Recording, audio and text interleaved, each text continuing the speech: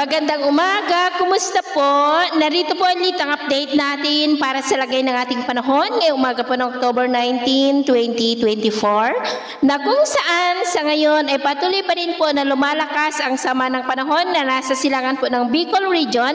at base po dito sa weather model natin ginagamit ay nandito na po sa loob ng ating area of responsibility ang isa at posibleng magsanib ang dalawang sirkulasyon na ito at maging bagyo between 24 to 48 hours at hindi pa rin po inaalis ang posibilidad na maging malakas yan na bagyo at tatawaging bagyong Christine na banta po dito sa Luzon at pagbabasehan po natin ay pinapakita dito sa wind map ay posible itong maging malakas na bagyo na aabot po sa typhoon category kaya atin lamang pong babantayan ang development niyan lalo na at nasa karagatan pa at ito naman ay pinapakita ng forecast model natin pong ginagamit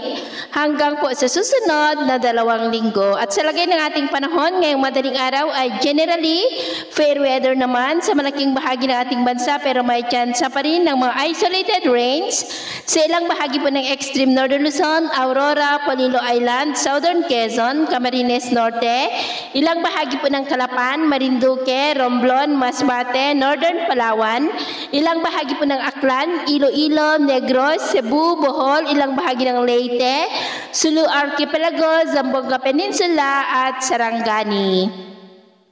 At mamaya po ay sisikat pa rin ang araw sa malaking bahagi ng ating bansa pero may chance pa rin ng maulap na kalangitan with isolated rain sa ilang bahagi po ng Polillo Island, Camarines Norte, Legazpi, Marinduque, Romblon, Masbate,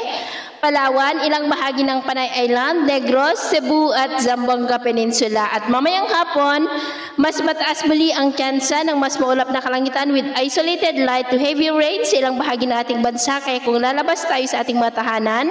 ay ugaliin lamang po natin lagi ang magdala ng kahit anong panangga natin sa init ng araw at proteksyon na rin po sa mga biglaang buhos ng ulan. At sa atin naman po ang mga baybayin, wala naman po tayong nakataas na namang gale warning signal pero ba yung pag-iingat lamang po kung papalaot tayo para po mas makaiwas sa mga sakunang pangkaragatan. So ito po ng latest update natin sa araw na ito. Ako po muli si James na nagsasabing sa kahit anong pagsubok po na darating sa ating buhay, huwag na huwag po tayong mawawalan ng pag-asa. Thank you and God bless.